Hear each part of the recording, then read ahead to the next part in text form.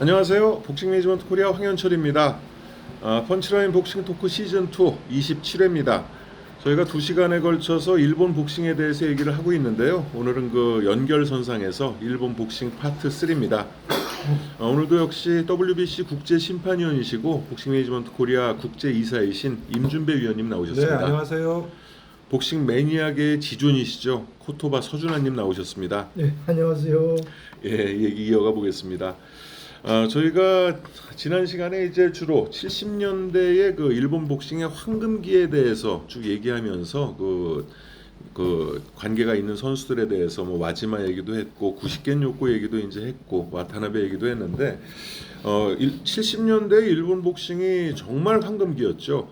그러다가 80년대 국내 복싱이 이제 황금기로 접어든 그 반면에 일본 복싱은 조금씩 쇠퇴를 해갑니다.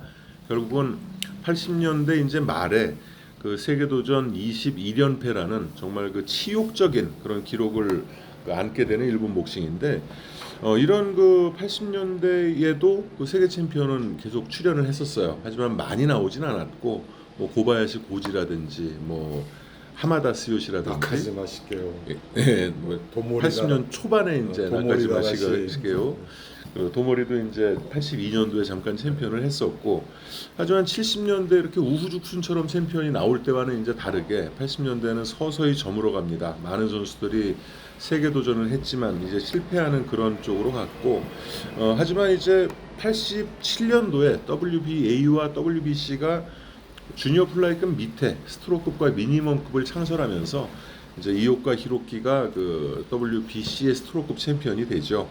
그 후부터는 22連패 정말 그 도전하는 쭉쭉 이제 나가 떨어지는 그런 시대를 맞게 돼서 89년도에는 뭐 세계 타이틀 전패라는 그런 수모를 안게 되고 방송국에서도 이제 그 일본 복싱을 중계하지 않는 그런 이제 서름까지 당하게 되는데 그 22連패의 종지부를 찍는 선수가 90년 2월에 오하시 히데유키입니다.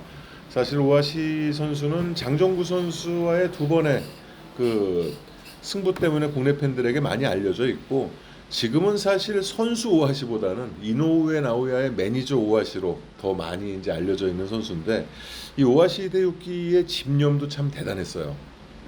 오하시에 대해서 얘기 좀 해주시죠. 얘기 좀 해주시죠. 네, 우아시 선수는 당시 우리가 알던 일본 복서들하고는 정말 좀 많이 결이 다른 복싱 스타일을 구사한 걸로 기억을 합니다. 뭐 물론 그 전에 일본 언론계에 포장도 있었지만 그 포장을 걷어내고 그 실제 경기 모습을 보더라도 우리가 알고 있는 일본 복서들은 좀 속된 말로 얌생이 복싱을 한다 이런 식의 이제 이미지가 강했는데 오하시 선수는 누구와 맞붙어도 그냥 정면 대결 진짜 옥쇠를 각오하고 한판 붙는 스타일의 복싱 스타일을 추구했고 동급의 아주 또 완전히 또 결이 다른 복서가 있죠. 우리가 또 딱 일본 복서하면 떠올리는 식의 그 이오카 히로키하고 완전히 상반되는 스타일. 이오카 히로키는 좀 리딩 펀치를 앞세운 이제 아웃 복서였다면 오하시는 정말 뭐 누구와 만나도 장종구랑 만나든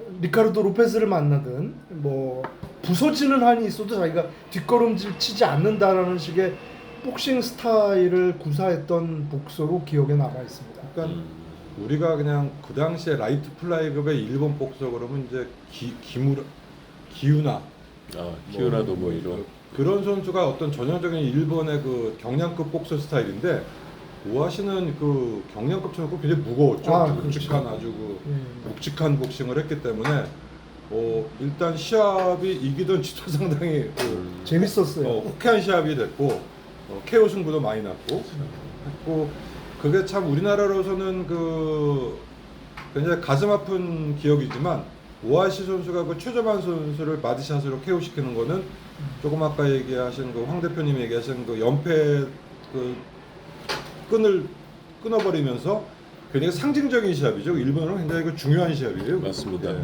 그래서 그 오하시 선수가 물론 이제 세계 챔피언이 되고 나서는 그렇게 뭐 롱런을 하진 않았어요. 롱런을 않았지만 그 챔피언 획득에 굉장히 그 임팩트 있던 그 시합이었기 때문에 그 시합 하나로 어떻게 보면 그 이후에 오하시 선수가 뭐 패전을 했던 이겼던 그 시합이 굉장히 상징적인 오아시 선수와의 그리고 이제 장정구 선수와 2차전 뭐 굉장히 뭐 여러 번 얘기도 했고 뭐 여러분들이 모두 알고 계시겠지만 정말 한일전 중에 가장 치열한 혈투 중에 하나였던 그 장정구 선수와 2차전 그리고 그 로페즈와의 그 타이틀을 뺏기는 첫 번째 그 제위기간 재임 챔피언을 뺏기는 것도 비록 KO패했지만 로페즈의 굉장히 그 강함도 보여줬지만 오아시의 어떤 그 지금 코도바님이 얘기하신 그 투혼을 보여줬던 뭐 그런 시합이어서 뭐 미니멈 라이트 플라이답지 않은 굉장히 묵직한 복싱을 보여줬던 게 오아시 선수. 마지막에 쓰러지는 장면도 굉장히 장렬했죠. 그 로프에서 일어나려고 하는데 그냥 옆으로 기울어져서 쓰러지는. 근데 어쨌든 그 최저만 선수의 시합은 굉장히 일본에서도 상징적인 어떤 그 시합이었고 굉장히 분했죠 그 시합. 그 오아시 선수에 대한 그 당시의 선입견은 우리나라의 장정구 선수와도 시합을 했었고 또 김봉준 선수와도 신인 시절에 했기 때문에 그 당시에 최정환 선수가 굉장히 그 상승세였던 것 같아요. 오 나파를 KO시킬 때는 정말 무시했었잖아요. 그래서 그 뭐 기투한 차이가 오아시 정도는 일본에서 잡지 않을까 했는데 그 이제 뭐 후의 얘기지만 최정환 선수가 그 굉장히 기복이 심한 선수예요. 잘할 때는 정말 뭐 장정구 유명호도 이길 것처럼 하는데 또 안 되는 시합을 보면 또 좀 굉장히 그 난조가 되는 시합이 있었는데 아니 그 경기도 굉장히 잘했거든요. 잘했는데 그럼 급격하게 그렇게 허물어지더라고요. 그냥 그러니까 그게 오아시가 그 최재만 선수가 어떻게 보면 굉장히 활발한 공격을 하는데 그냥 초반에는 묵묵히 하면서 계속 바디를 치면서 이제 서서히 이제 뭐 진을 뺀 거지 이제. 그래서 나중에는 이제 최재만 선수가 다운되고 일어나서도 마지막 힘을 다해서 막 연타를 날려보는데 힘도 없고 그렇죠. 그 사이로 꽂히는 그 오아시의 그 후속타에 또 그냥 나동그라지고 하는 그런 시합이어서 굉장히 분했던 시합이지만 뭐 일본으로는 굉장히 그 일본 복싱을 그 기사회생시키는 그런 시합이 됐죠. 아무튼 그 오아시 선수 그 복싱 스타일이 지금 다시 봐도 그 굉장히 익사이팅하고 진짜 일전 물태를 불사하면서 그 진짜 최경량급인데 그러니까 얼굴도 이렇게 약간 좀 이렇게 좀 공구벌레 같이 생긴 약간 그런 네. 느낌이고 순하게 생겼는데 복싱 자체는 굉장히 그 묵직하고 강렬한 복싱을 했고 뭐 오아시 선수는 어떻게 보면은 은퇴 후에 그 체육관을 차리고 더 일본 복싱의 영향력도 커졌고 맞아요. 예, 더 뭐 굉장히 그 자기가 어떤 그 위치가 또 확고부동하게 된 그런 존재죠. 그래서 일본 복싱계에서는 지금 무시할 수 없는 그럼요. 그런 아주 됐고 오아시 체육관이 어떤 그 규모, 그러니까 선수 인프라로 따지면 일본에서 1, 2위를 다투지 않을까요? 지금 아마 뭐 넘버 1, 2에 들어갈 겁니다. 지금은 오히려 테이켄보다도 제목이 더 좋은 것 같고 왜냐하면 이노우에를 보고 보유하고 그 있어. 아마추어 소속 선수들이 오아시 저 체육관을 먼저 찾아온답니다. 계약을 하고 싶다, 프로 데뷔하고 싶다. 소위 뭐 일본에서 지금 전통 있는 뭐 많은 선수를 배출한 게 테이켄, 와타나베, 미사코, 카도에비 뭐 그리고 이제 오아시짐 정도인데 오아시짐이 아마 선수 인프라는 가장 많아요. 1, 2위에 다툴 거예요. 그렇죠. 그 수준급 선수들과 유망주도 제일 많이 가지고 있고, 그러니까 오아시 그 히데유키도 이제 은퇴 후에 체육관을 개관하는데 일본 복싱의 딜레마가 그런 게 있었어요. 그러니까 세계 챔피언도 많고 세계 챔피언 출신들이 은퇴하고 세계 챔피언 그 복싱 짐을 다시 운영을 하는데 세계 챔피언이 키운 제자 중에 세계 챔피언이 안 나오는 거예요. 그러니까 60년대, 70년대 그렇게 활발하게 활동을 했던 그 챔피언들이 그 제자를 육성을 해도 일본 챔피언, 동양 챔피언까지밖에는 안 되다가 처음에 이제 그것을 깬 게 99년이죠. 그때 하나가다 스스무의 제자였던 호시노 게이타로가 미니멈급 챔피언이 되면서 세계 챔피언이 육성한 첫 세계 챔피언으로 이제 발돋움을 합니다. 그리고 이제 두 번째로 만들어지는 게 오아시의 제자였던 가와시마 가스시게. 그러니까 홍창수 선수를 그 1회 KO시키고 챔피언 된 것이 일본의 세계 챔피언 출신이 그 제자를 키워낸 두 번째 사례예요. 그럴 정도로 이제 그 세계 챔피언이 이제 세계 챔피언을 만들기 어렵다는 그 속설이 있었는데 그것을 오아시가 두 번째로 깨트리면서 그 후로는 뭐 엄청나게 이제 많은 그 챔피언들이 쏟아져 나오게 되죠. 지금은 그 세계 챔피언이 육성한 세계 챔피언들도 이제 많은 상태고요. 그 오하시 선수 현역 시절에 복싱 스타일을 이렇게 지금 생각을 하면은 장점만큼 단점도 많아서 이게 마당발, 그러니까 스텝이 없고 마당발에다 최경량급 치고는 조금 느리고, 그리고 이 경량급이면 아무래도 이제 스텝을 밟으면서 빠른 이제 리딩 펀치와 원투로 실마리를 풀어가는 복싱 스타일을 했어야 조금 경기가 잘 풀렸을 것 같은데 오하시는 전혀 그런 스타일이 아니었거든요. 그런 그 오하시의 그 저돌성과 그 묵직함에다가 그 이오카 그렇죠. 네. 그거를 믹싱했다면 훨씬 더 저 명챔프 최경량급에서 일본에서 명챔프 하나가 나오지 않았을까 하는 가상도 한번 해보게 되면 아마 그 둘을 합치어서 업그레이드된 게 이노우에라고 보면 됩니다. 그렇게 둘을 합친 것보다 더 강하니까 이노우에가. 근데 사실 그 라이벌이었죠. 오하시 데우키랑 그 이오카 히로키는 정말 그 대단한 라이벌이었는데 결국 라이벌전이 성사되지는 못했어요. 성사되지는 못하고 이오카는 어쨌든 그 뭐 미니멈급 WBC 스트로크급의 초대 챔피언이었다가 유명우 선수를 이기고 이제 두 체급을 석권한 것이 대단한 전과로 남아 있죠. 그런 상태에서 이제 한 체급 더 올려서 그 플라이급까지 그 세 체급을 석권하기 위해서 3번이나 도전을 했지만 결국 뭐 꿈을 이루지 못했고, 하지만 이오카 역시도 그 일본 복싱에서는 빼놓을 수 없는 그런 선수 중에 한 명이라고 생각이 됩니다. 그리고 뭐 오사카에서는 지금 명문짐이죠. 그렇죠.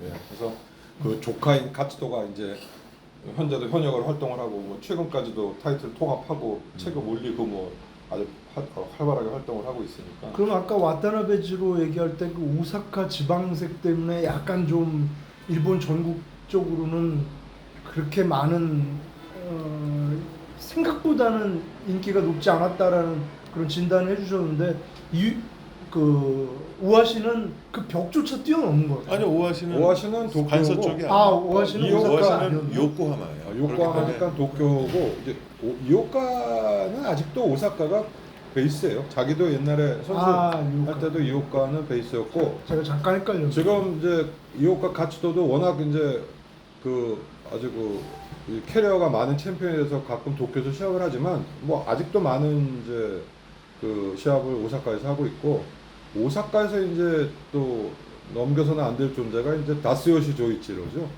그러니까 오사카라는 그 지역적인 한계를 타파하는 게 다스요시입니다. 사실 그 이오카까지는 그 유명우 선수를 꺾는 그런 그 전과를 올렸음에도 어쨌든 일본 복싱을 접수했다고 표현하기는 좀 어려웠어요. 하지만 이 다스요시가 출연을 하면서 오사카 지역의 어떤 그 한계 그런 부분이 이제 벽이 무너져 버리죠. 그러니까 정말 센세이션했어요. 실력 자체는 뭐 이노우에 나오야나 이런 그 완성된 선수들에 대해서 실력도 그렇고 실적도 그렇고 많이 모자라지만 정말 그 투혼을 불사르는 그 복싱 스타일, 그 링에서 죽지 않으면 내려가지 않겠다. 뭐 이런 정도로 이제 그 각오가 이제 경기력으로 나타나는 기장미가 선수이기 보이는 그렇죠. 또한 그 이제 처음에 그렉 리차드슨을 KO시키고 챔피언 됐을 때만 해도 이제 탄탄대로를 걷는 줄 알았는데 바로 이제 막막방리가 옵니다. 그 때문에 이제 타이틀을 잠깐 내놓고 그 잠정 챔피언이라는 개념이 사실상 이 다스요시 때문에 일본 복싱에 이제 어떤 특혜를 WBC가 주면서 이제 생긴 그런 이제 용어가 돼버렸는데, 그렇게 되면서 이제 변정일 선수의 시합도 이제 날아가고 했지만 그 눈부상을 결국 극복하고 돌아와서 그 어쨌든 3번이나 벤텀급 타이틀을 이제 따내게 되잖아요. 특히 이제 97년에 그 시리몬코를 다시 이제 꺾고 다시 챔피언이 될 때는 전 일본이 진짜 환호하는. 그래서 그 다스요시를 보면서 그 복싱에 빠져들어서 그 세계 챔피언이 되는 어쩐 그 과도기에 있어서의 슈퍼스타 역할을 다스요시 조이치로가 아주 잘 해냈다는 생각이 듭니다. 네. 일본 그러니까 카리스마가 있잖아요.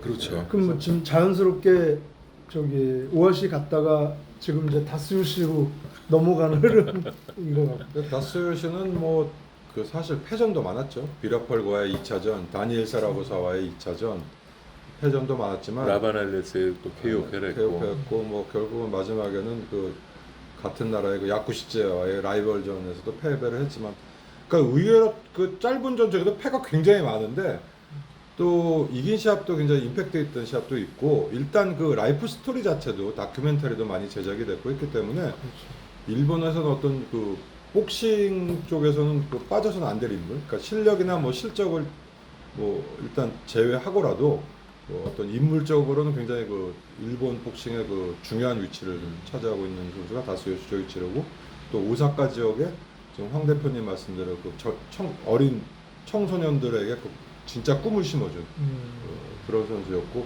오사카 그 무슨 레인보우홀인가요? 오사카 그 레인보우홀은 나고야에 있고요. 그 오사카는 부립체육관. 부립체육관 말고 또 저쪽에 그 오사카 성 있는데 큰 거 체육관 하는데 슈퍼돔 같이 IMP 홀이 있어요. IMP 홀. 그 하여간 항상 오사카에서 하면 최대의 관중을 동원하는 그런 선수였죠. 하고 그 망막박리 때문에 이제 일본에서 라이센스를 내주지 않아서 미국 쪽에서도 시합을 꽤 많이 했죠. 라스베가스에서도 하고 하와이에서도 하고 그 시합을 또 와우와우로 중계하고 그랬습니다. A급 시합도 아니었음에도 불구하고 와우와우에서 중계를 해줬으니까 뭐 세계 타이틀이나 뭐 어떤 타이틀이 걸린 시합도 아니었는데도 그 일본에서 시합을 못했기 때문에 하던 그 뭐 작은 이벤트의 시합일지라도 다 중계를 해줄 정도로 인지도나 그 인기가 굉장히 좋았죠. 그 일본에 대해서 조금 이제 아는 사람들은 아마 그 오사카를 일본에서 어떻게 보는지 대충 다 이해하실 거예요. 굉장히 정말 한국의 지역 감정은 저리 가라 할 정도의 네. 지역 어떤 그 도쿄 쪽에서 특정 감정이 네. 있죠.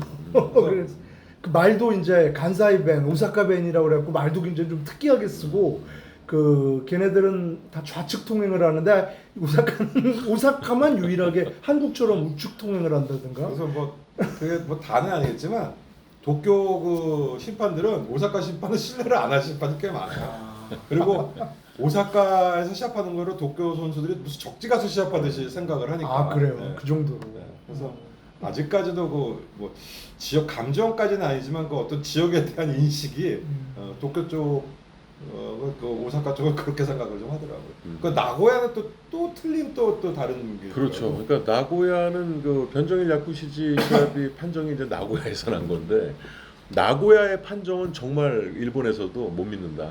뭐 그런 그 소문이 날 정도로 지금은 좀 많이 좋아졌다고 합니다. 지금은.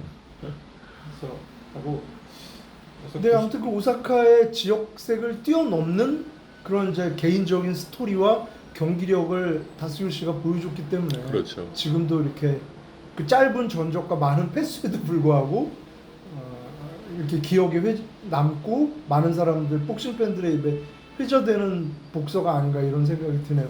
어쨌든 일본은 그 오아시가 어떤 그 세계 챔피언 도전 연패의 그 굴레를 걷긴 했는데, 이후에 이제 그 아주 그 개성 있거나 그런 선수가 한동안 안 나오죠. 그렇죠. 90년대에는 그 다스요시가 이제 정말 개성파 그 네. 세계 챔피언이었고, 95년도엔 잠깐 이제 그 다케하라 신지라는 그 미들급 세계 챔피언이 예. 이제 나오죠. 네. 호레 카스트로가 그래도 미들급에서 10번 방어를 한 선수인데 불러들여서 다운시키고. 완벽한 판정승을 이끌어내잖아요. 참 특이한 그런 장면이었어요. 근데 이제 그 다케하라나 다스요시를 제외하고는 그때부터 해서 2000년 초반까지는 주로 이제 미니멈 뭐 이쪽에 선수. 인기 복서가 하나 있었죠. 그 이제 차코프 유리와 더불어 교회에서 이제 컸던 오니즈카 가스야가 실력에 비해서는 이제 많은 인기를 가졌던 복서인데, 워낙 판정 시비가 좀 많았기 때문에 그리고 이제 가와시마 같은 경우는 논란의 또 판정의 단골 선수이죠. 가와시마 같은 경우는 복싱 매니아가 보면 굉장히 그 정말 수준 높은 테크닉인데, 그렇죠.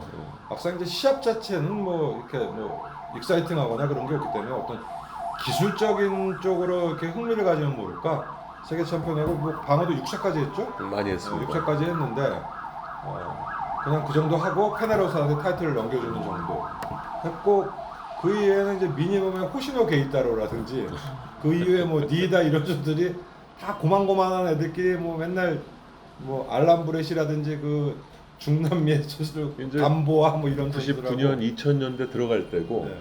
그리고 이제 98년도에 하다케야마 다카노리라는 그나마 그래도 그 인기 있는 챔피언이 나와서 국내랑도 이제 많은 연관이 있는 챔피언이죠. 근데 그냥 개인적인 생각일지 모르지만 그 일본도 마찬가지로 90년대가 되면서 그 프로복싱의 세계 챔피언의 그 7, 80년대 어떤 굉장히 대중적인 거에서는 조금 멀어지고 뭐 다스요시라든지 아주 특정 인물을 제외하고는 이제 서서히 좀 관심에서 좀 많이 좀 떨어지는 시점이 그 90년대 일본은 들어서서 그때가 분기점이었네요. 한국은 그 분기점을 못 이기고 팍 꺾였고 일본은 그 분기점을 딛고 다시 살아났고. 그러니까 지금 준병님 말씀하신 대로 그 사실 90년대 일본 복싱이 별 볼 일이 없는 듯해요. 없는 듯하고 90년대 초반까지만 해도 80년대의 그 세계도전 21연패가 이어지면서 오하시가 그걸 깨트리고 챔피언은 됐지만 한 번에 이렇게 확 살아나진 않거든요.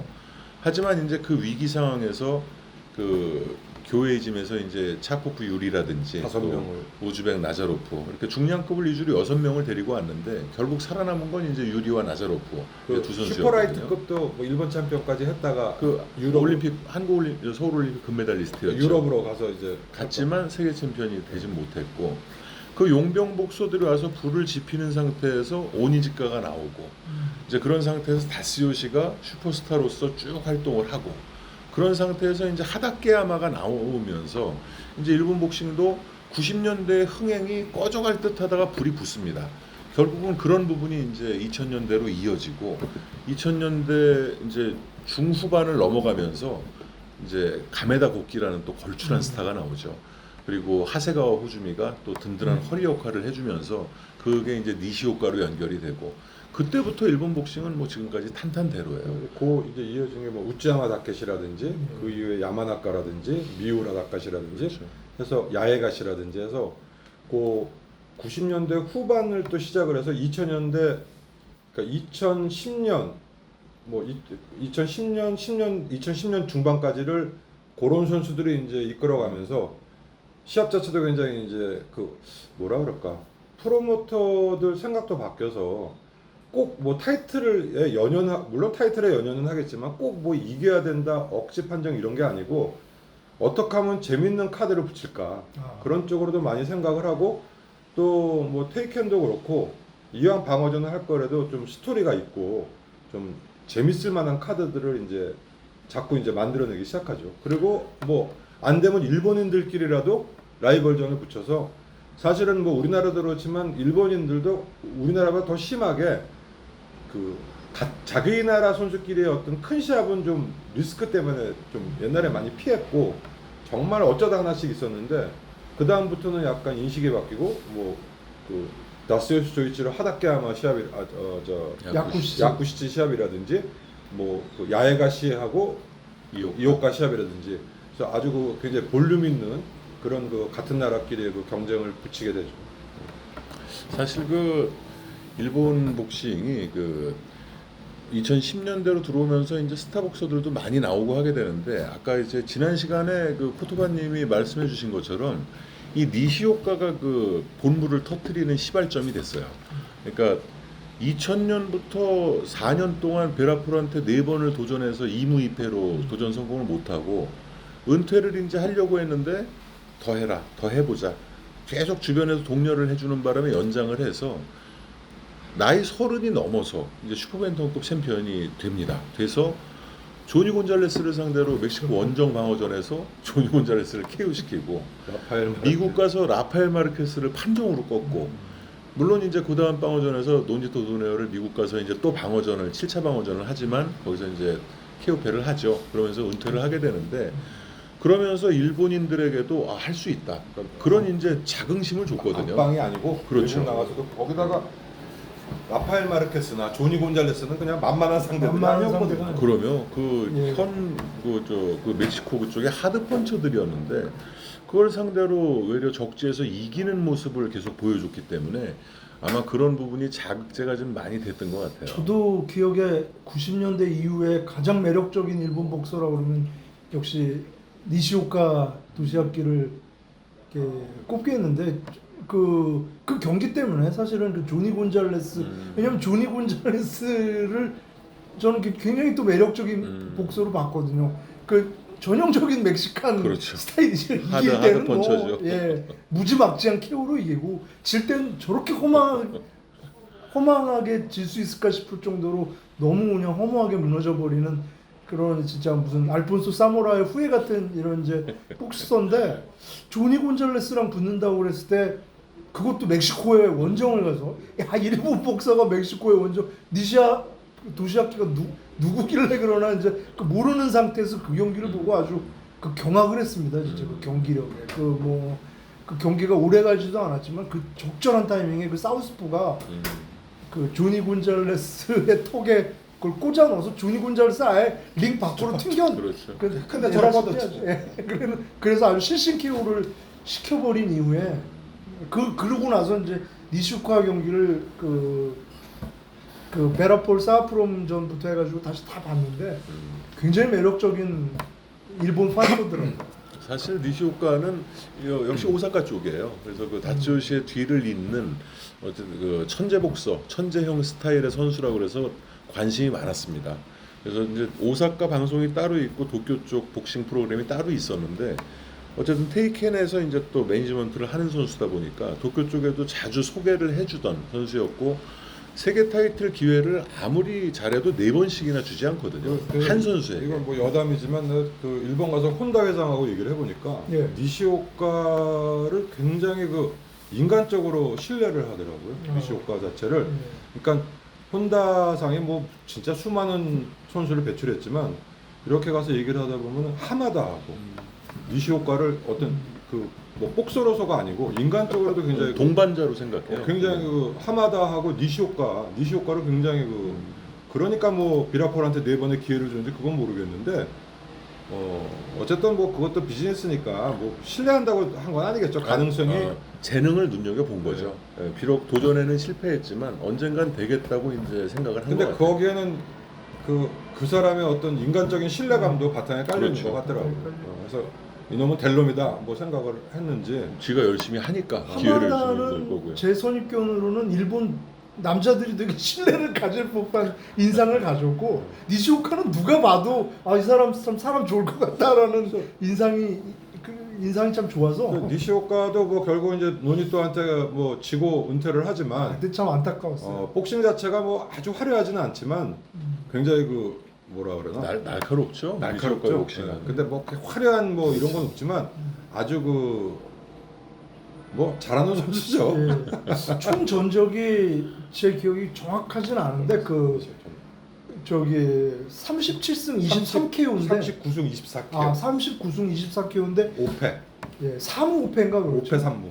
5패 3무. 예. 근데 그러니까 의외로 복싱 스타일이 화려하진 않아도 그런 날카로움이 있기 때문에 23KO라는 그 KO율이 확보되지 않았나 이런 생각이. 니시오카는 사실 그 세계 챔피언들이 되기까지의 기간이 굉장히 길었어요. 아주 길었죠. 네, 그리고 그 비라폴과의 시합 전에도 벌써 캐리어가 꽤 어느 정도 있던 상태에서 했기 때문에 굉장히 그 대기만성 어떻게 보면 대기만성이죠. 그래서 말년에 그 마르케스나 그 곤잘레스 같은 대어들을 잡아냈으니까 대단한 업적이죠. 그래서 어쨌든 동양 복서가 니시오카가 그렇게 해외에서도 또 좋은 성과를 거두면서 일본 복싱에 대한 보는 게 틀려졌고 그렇죠. 또 이때쯤에 이제 다시오시를 막 롤모델로 했던 선수들이 이제 거의 일선에 나오는 게 이어지는 게 이제 그 하세가와는 뭐 조금 전이지만 야마나카라든지 미우라라든지 그 인기 복서가 있고 또 하세가와를 일본 그 복싱사에서 또 하세가와를 빼놓을 수가 없죠. 네. 그래서 하세가와 얘기 좀 해주시죠. 이 하세가와 호주미는 그 제일 한국인이었죠. 그 천개덕이라고 일본 닉네임은 이제 셀리마 게이도쿠였어요.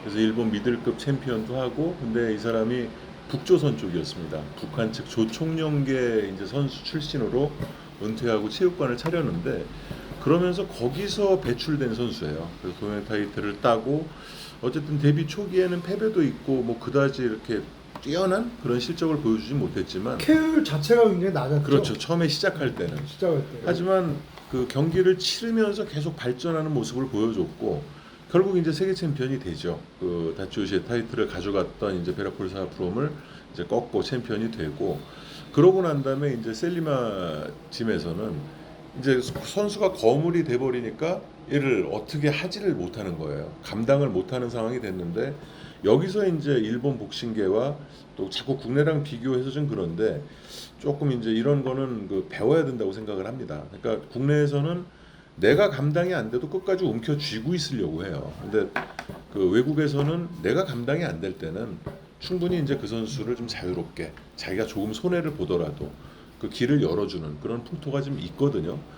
그런 측면에서 이제 하세가와는 살아남은 거죠. 세계 챔피언이 돼서 좀 묻혀버릴 수 있었는데, 그 이제 고베 신세이짐이라는 그 뒤늦게 프로복싱에 뛰어든 그 야마시타 회장은 아마 그 준병님도 이제 친하실 텐데, 그 경찰 출신이에요. 그 야마시타 회장이 이제 고베 그 체육관을 개관하면서 자금력이 또 충분했고 하세가와를 이적을 시킵니다. 그래서 이제 거기서 실질적으로 하세가와가 더 이제 확 이제 불이 붙죠. 그러니까 그래서 셀리마에 있을 때는 사실 하세가와가 세계 챔피언 되기까지는 데뷔하고 한 6, 7년이 걸렸어요. 그래서 뭐 어떻게 보면 정석대로 일본 챔피언하고 그 OPPF 챔피언을 했지만, 그 지금 황 대표님 얘기한 대로 그게 최고치, 그러니까 셀리마에서 세계 타이틀까지 한 게 그 그렇죠. 자기 최대의 역량을 한 거고, 이제 더 어떤 큰 시합을 매치메이킹 한다든지 그 세계 챔피언급을 관리하는 게 이제 셀리마로서는 무리가 따른 거죠. 이제 전담 트레이너도 붙여줘야 되고. 그 지금 이제 비슷한 경우가 켄시로. 켄시로도 사실은 그 켄시로 아버지 테라지 사실 테라지라고 이제 라이트 헤비급이었나요? 동양 챔피언이었죠. 동양 챔피언을 했는데, 사실 소규모 체육관이죠, 일본에서 보면. 거기 선수인데 이 켄시로가 이제 싹수가 있으니까, 자기 아버지가 이제 매치메이킹이나 뭐 한계가 있으니까 그 일본에서 뭐 3위 안에 드는 그 프로모터 겸 체육관인 그 미사코지 뭐 어떻게 해야 되나, 위탁을 해야 돼. 그러니까 비즈니스를 이제 맡긴 거죠. 네.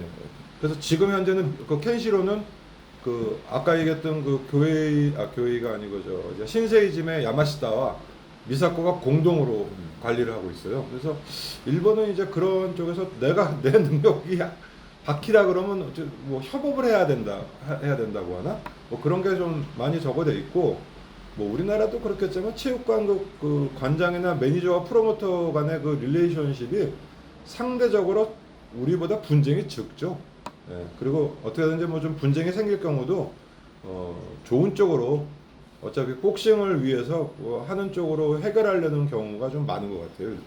분쟁이 뭐 없을 순 없죠. 거기도 이제 분쟁이 생겨서 선수가 막 7년 동안 시합을 못 하고 그러다가 결국 이제 다시 나와서 뭐 은퇴하고 이런 경우도 이제 생기게 되는데, 상대적으로는 이제 어쨌든 선수를 살리는 쪽으로 이제 결정을 한다는 부분은 좀 바람직한 것 같아요.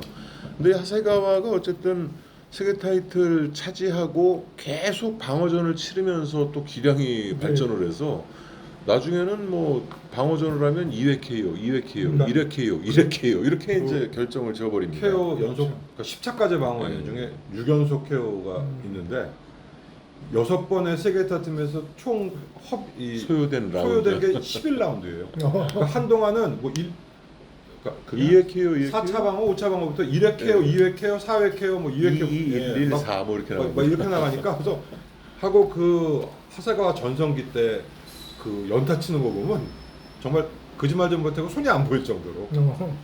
그래서 비라폴도 굉장히 빠른 스피드의 주먹인데, 둘이 그 코너에서 로프에서 둘이 치고받는데 둘 다 무슨 만화에 손 안 보이듯이 그렇게 치는. 그래서 그 하세가와 전성기 때는 그러니까 타고난 펀처나인데 그 스피드하고 연타가 정말 그 눈이 부시게 그냥 그 때리는 그게 있어서, 하여간 그 어쨌든 경량급인데 뭐 연속 케어 방어하고 이제 페더 타이틀에 한번 도전을 하죠. 페더급을 점령을 하고 네. 그 후에 이제 슈퍼벤텀급 타이틀까지 따서 세 체급을 제패하고 은퇴합니다.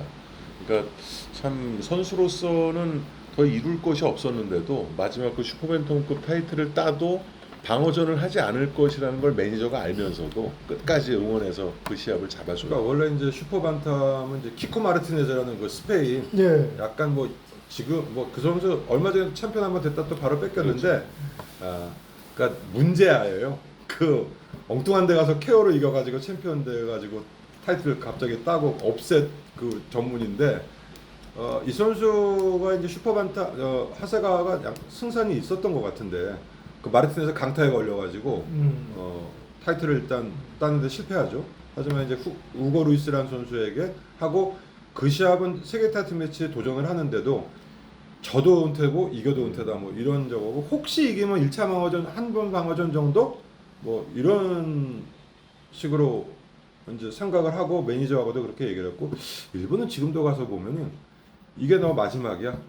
이기든 지든 마지막. 그거 굉장히 많이 하더라고. 그리고 실제로 그렇게 합니다. 그래서 근데 저 지지난달에 그 태국 가서 WBC 미니원급 타이틀 매치 하는데 그때 이제 도전자가 일본 선수였어요.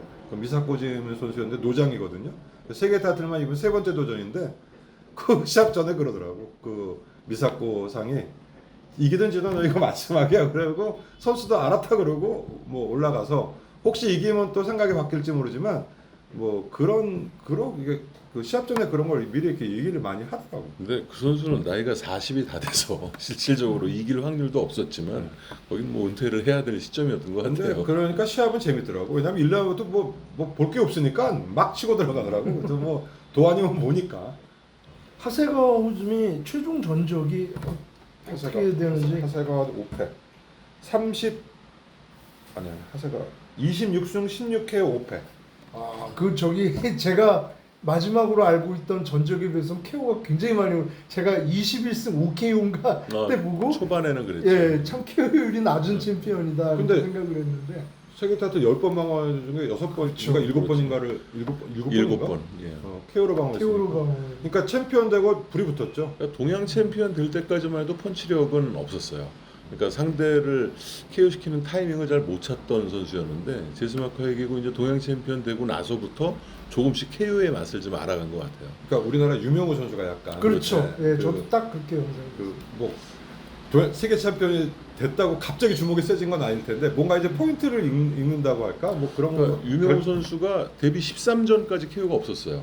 그러니까 13전까지는 다 4라운드, 6라운드 국내 선수들 시합인데 그 시합에는 KO가 없고 종신 전적이 38승 14KO 1패거든요. 그러면 25 그 이후 첫 KO 나올 때부터가 25승 14KO 1패거든요. 손오공 선수하고 할 때가 몇 KO? 그때는 3KO였어요. 그러니까 그랬죠. 손오공 선수 이길 때가 4KO 째를 이제 만들 때였고. 그러니까 전 경기가 엘리시안가 그 3회 KO로 에드윈 이노센시오. 이노센시오. 예, 그 3회 KO로 그때 그렇죠. 저기 전적을 소개했는데 KO율이 너무 낮더라고요. 그래서 그런데 경기를 붙여보니까 이건 경기 내용만 보면 이거 진짜 하드펀처인 거예요. 그래서 되게 깜짝 놀랐는데 하사가도 약간 유명우 같은. 그 외국에도 이제 조시 워링턴이라고 IBF 패더급 챔피언했던 선수가 있는데 16전까지 KO가 없어요. 16전 16승. 0KO. 그 이후에는 이제 뭐 그렇다고 KO율이 뭐 높아진 건 아니지만 뭐 세계 챔피언 될 때는 뭐 이제 7승 4KO 이런 식으로 계속 이제 주목이 생기는데 뭐 펀치력이 없다가 또 끝까지 없는 선수도 있습니다. 네. 박찬목 선수 같은 경우는 이제 종신까지 KO가 없었고. 독가시키 갔어도 그랬고. 지금 IBF 플라이급 챔피언고 영국의 써니 에드워즈라고 있거든요. 에드워즈. 예. 그 17승 4KO인가 하는데 계속 KO를 낮추고 있어요. 계속 판정으로 이기고 있고. 근데 그게 사실 자연스러운 현상이거든요. 데뷔 초기에 KO가 몇 개 있다가도 이제 탑 레벨 선수들 만나면 거의 그렇죠. 판정 승부를 어려워지죠. 끌고 가고 메이웨더 같은 경우도 뭐 은퇴할 때까지 한 7, 8년을 KO가 없었을 슈퍼패더 때는 정도니까 KO 많았죠. 그땐 많았죠. 슈퍼패더 때는 많았죠. 그게 자연스러운 현상인데 좀 논외로 그러면 그러니까 챔피언 되기 이전에는 하드 펀치였다가 챔피언 되고 나서는 계속 판정으로만 이기는 경우가 있고. 대표적인 게 가와시마 히로시예요. 가와시마 히로시가 하드 펀치였었는데 세계 타이틀 따면서 이제 테크니션으로 변모하면서 한 번 빼고는 다 판정이죠. 그런 선수가 뭐 최근에 레이 바르가스 같은 선수도 세계 챔피언 되기 전에 KO 굉장히 높았거든요. 근데 세계 챔피언 되고 다 판정승이야. KO가 거의 그런 유리 아르바차코프도 마찬가지. 저기 챔피언 됐을 때, 그러니까 무앙차이 키티카셈을 KO로 8회 KO로 이기고 챔피언 됐을 때 전적이 13전 13승 12KO였는데 아무래도 그 이후로는 대체로 다 판정 뭐 소또 그러니까 뭐 KO가 몇 개 있는데 판정이 있긴 많아졌죠. 뭐 예. 독구치 퓨마 독구치도 KO로 이기고 했는데. 한국 도전자한테는 다 판정으로. 그래서 유리가 지금 얘기가 나왔으니까 얘기지만 이 국적은 일본이 아니라도 어차피 일본에서 뭐 세계 타이틀을 따고 마지막까지 일본에서 시합을 한 선수인데 이 선수가 아마 일본 선수였으면 더 아마 좀 더 커질 수도 있지 않을까. 그게 이제 사실 유리와 나자로프 문제가 이제 그 좀 양면이 있어요. 그러니까 뭐 일본 복싱에 이제 보탬이 되고 그런 긍정적인 면도 있지만 외국에서 이제 생활 자체가 세계 챔피언이 됐을 때도 너무 이제 힘들다는 그런 토로를 언론에 이제 많이 하는 바람에 가네이라 회장이랑 좀 부딪혔거든요. 불만이 많지. 그리고 아무래도 문화가 틀리니까. 그게 이제 가네이라 회장 말도 일리가 있는 게 이 선수들을 러시아에서 데리고 와서 하는데 돈이 너무 많이 들어갔다. 근데 유리와 나자로프 시합을 하면 흥행이 잘 안 된다.